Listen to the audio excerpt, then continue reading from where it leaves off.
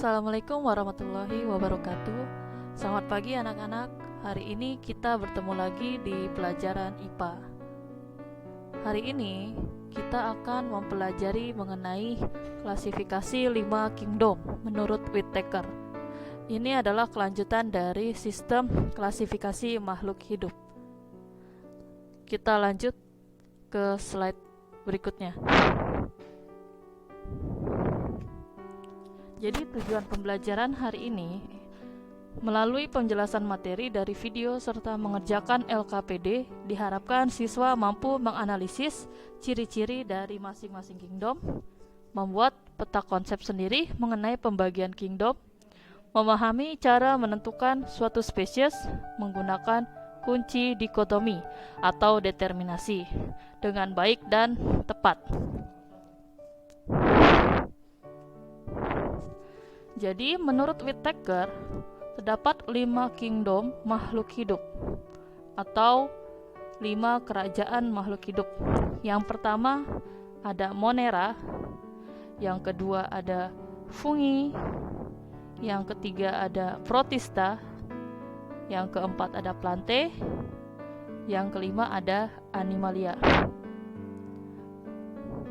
Dari kelima kingdom ini, kita akan mempelajari satu per satu. Dimulai dari Monera. Jadi, Monera ini adalah nama lain dari bakteri. Bakteri adalah suatu makhluk hidup yang berukuran mikroskopis atau makhluk hidup yang berukuran sangat kecil, yang hanya bisa dilihat menggunakan alat bantu bernama mikroskop yang telah kita pelajari di pertemuan sebelumnya. Ukuran Monera ini antara 1 sampai 10 mikrometer. Kemudian ciri-ciri lain dari Monera adalah bersel satu. Kalian bisa lihat gambar di samping. Jadi ini salah satu bakteri yang bentuknya seperti tabung. Kemudian selnya tidak mempunyai membran inti, atau nama lainnya adalah prokariotik. Berkembang biak dengan membelah diri karena merupakan salah satu makhluk hidup tingkat rendah. Memiliki dinding sel yang tersusun atas peptidoglikan. Contoh dari Monera selain bakteri itu ada namanya alga hijau biru. Jadi sebenarnya alga ini zaman dulu merupakan protista mirip tumbuhan, tetapi ketika diteliti lagi, dia ternyata memiliki tingkatannya sama seperti bakteri, yaitu tingkat rendah yang berkembang biak dengan cara membelah diri. Nah, jadi alga hijau biru kalian bisa lihat di gambar tersebut.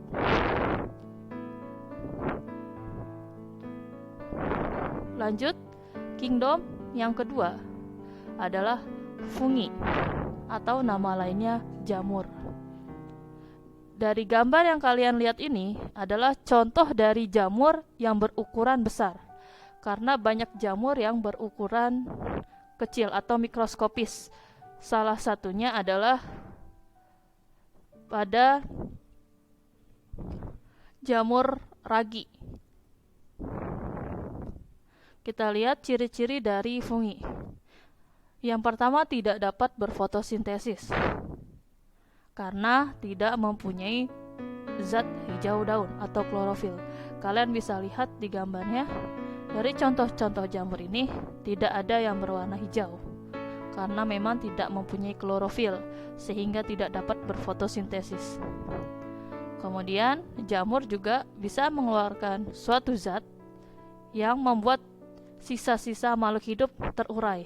Oleh karena itu, salah satu manfaat dari jamur adalah sebagai pengurai. Ciri-ciri berikutnya, bersel tunggal dan bersel banyak. Jadi ada yang tunggal, ada yang banyak. Kalau yang tunggal, tadi yang saya sebutkan, jamur berukuran mikroskopis, yaitu pada ragi.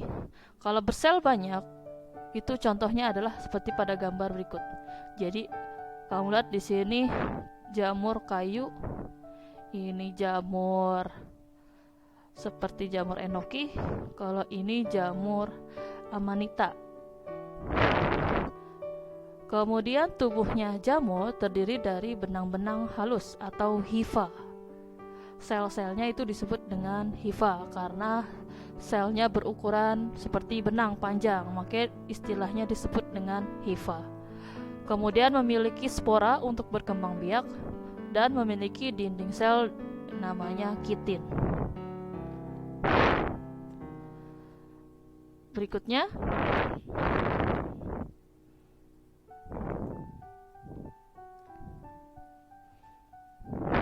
protista. Protista di sini adalah bentuk peralihan dari makhluk hidup tingkat rendah ke makhluk hidup tingkat tinggi. Oleh karena itu, pembagian protista berdasarkan kemiripan pada makhluk hidup tingkat tinggi. Kita lihat ciri-cirinya. Jadi protista itu memiliki membran inti atau istilahnya eukariotik. Sifatnya itu atau penggolongannya itu seperti pertama, protista menyerupai hewan atau dia tidak dapat membuat makanan sendiri. Kemudian ada protista mirip tumbuhan yang mampu membuat makanan sendiri. Ada juga yang protista mirip jamur. Kita lihat pada gambar di sebelah kanan. Kalau yang kalian lihat yang saya tunjuk pakai kursor, itu adalah alga atau ganggang yang merupakan protista mirip tumbuhan karena bentuknya memang seperti tumbuhan. Hanya saja mereka belum memiliki akar yang kuat. Akarnya itu masih disebut dengan rhizoid. Kemudian di sini ada protista mirip hewan. Ini protista mirip hewan. Protista mirip hewan. Protista mirip hewan. Protista mirip hewan. Kemudian di sini ada protista mirip jamur. Dan ini juga protista mirip tumbuhan. Ini adalah rumput laut. Jadi rumput laut itu adalah protista mirip tumbuhan. Lanjut, kingdom berikutnya adalah plantae atau nama lainnya adalah tumbuhan. Jadi tumbuhan ini atau plantae ciri-cirinya adalah mampu berfotosintesis karena dia memiliki suatu zat yang dinamakan dengan klorofil atau zat hijau daun. Kemudian memiliki dinding sel yang bernama selulosa. Kemudian berkembang biak secara kawin dan tidak kawin atau generatif dan vegetatif, yang nanti akan kalian pelajari di kelas 9 mengenai perkembangbiakan tumbuhan. Kalian bisa lihat contohnya di samping. Di sini ada lumut, ada paku-pakuan, ada gymnospermae, dan ini angiospermae. Yang terakhir, ada kingdom animalia atau hewan. Jadi, ciri-cirinya pertama tidak dapat membuat makanannya sendiri karena tidak mempunyai klorofil. Kemudian animalia ini dibagi menjadi dua kelompok, yaitu avertebrata yang tidak memiliki tulang belakang dan vertebrata yang memiliki tulang belakang. Kalian lihat di gambar sebelah kanan, yang atas ada ikan, ayam, singa, ular, dan kodok. Ini adalah hewan vertebrata atau yang memiliki tulang belakang. Sedangkan yang bawah itu adalah hewan avertebrata atau yang tidak memiliki tulang belakang. Di sini ada cacing pipih, ada ubur-ubur, ada porifera, ada bintang laut, ada udang atau kruste, ada laba-laba, ada kerang, ada siput. Jadi itu adalah contoh dari avertebrata. Ya, itulah 5 kingdom yang telah saya jelaskan poin-poin pentingnya. Kalian bisa mempelajari lebih dalam dari buku pegangan yang kalian punya. Sekarang saya akan menjelaskan mengenai kunci determinasi atau kunci dikotomi yang fungsinya adalah untuk untuk menentukan jenis atau spesies makhluk hidup dari suatu kunci yang disebut dengan kunci dikotomi. Ya, jadi di sini pengertiannya adalah kunci dikotomi atau determinasi adalah alat yang dibuat oleh para ilmuwan untuk membantu para ilmuwan dan orang awam mengidentifikasi benda dan organisme. Tiap langkah dalam kunci tersebut terdiri atas dua alternatif atau dua ciri yang saling berlawanan, sehingga disebut kunci dikotomis, yang nanti akan saya jelaskan di slide berikutnya. Kunci dikotomis terdiri dari sederetan pernyataan yang terdiri dari dua baris untuk mengelompokkan atau menggolongkan makhluk hidup dan berisi deskripsi dari ciri-ciri organisme yang disajikan dengan ciri yang berlawanan. Nah, di sini saya perlihatkan contoh kunci determinasi dan cara menggunakannya. Tadi disebutkan kunci dikotomi atau kunci determinasi terdapat dua pernyataan yang saling berlawanan mengenai ciri makhluk hidup. Kita lihat misalnya di poin 1, hubungannya mengenai tulang belakang.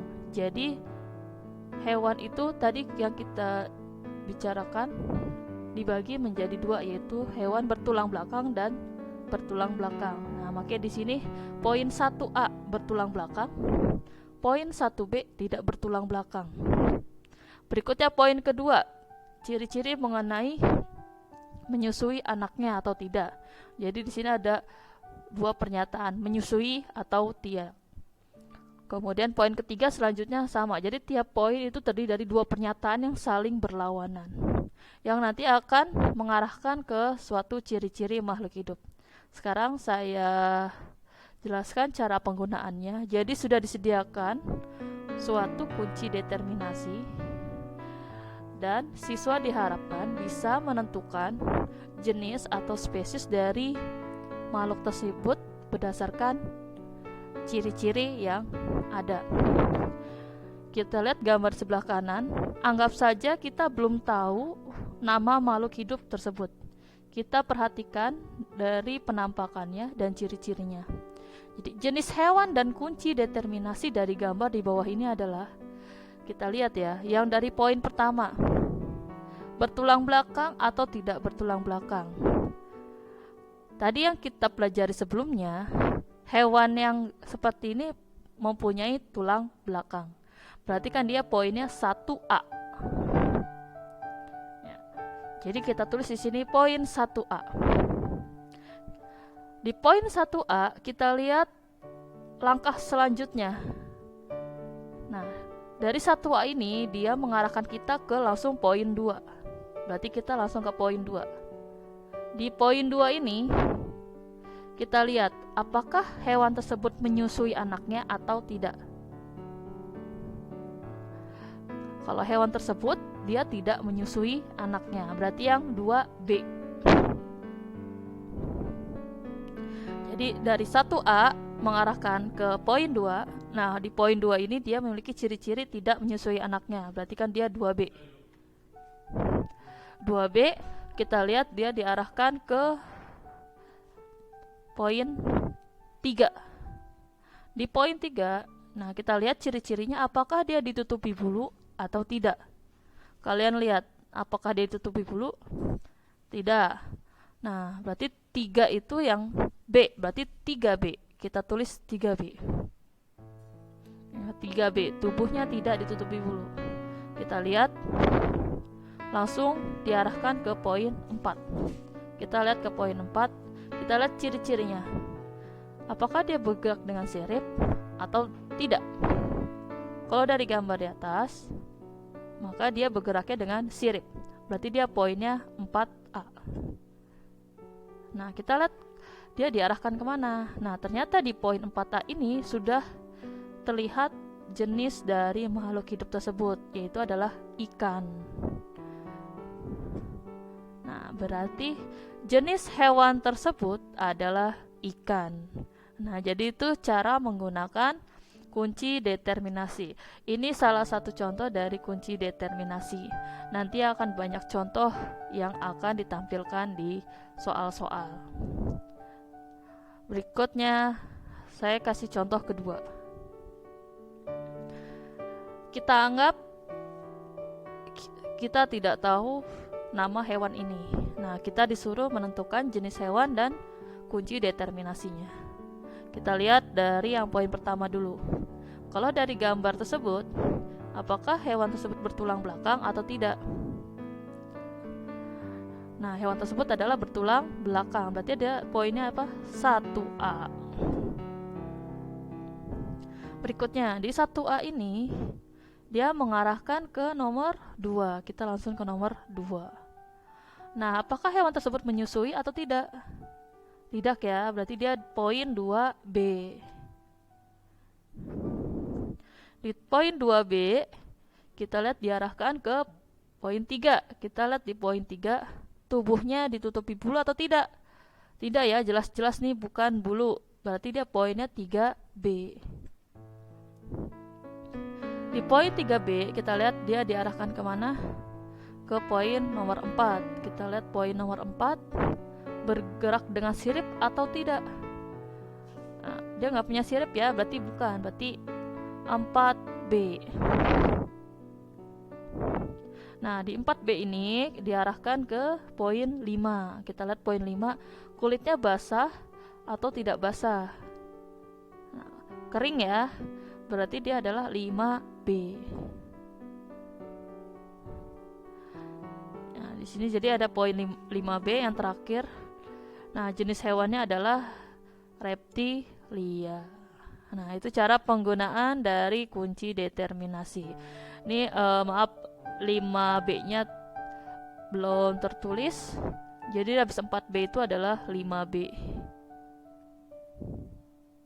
Ya. Sekarang tugasnya kalian buka LKS IPA halaman 35 yang bab 2. Kerjakan nomor 1 sampai 10, kerjakan di kertas selembar, langsung jawabannya. Jangan lupa nama dan kelas. Dikumpulkan hari Jumat nanti, tanggal 27 Agustus 2021. Kerjakan dengan baik, perhatikan videonya dengan seksama bagaimana cara menggunakan kunci determinasi. Nah, terima kasih atas pembelajaran hari ini. Kita jumpa lagi pada pertemuan selanjutnya dengan materi yang baru. Wassalamualaikum warahmatullahi wabarakatuh.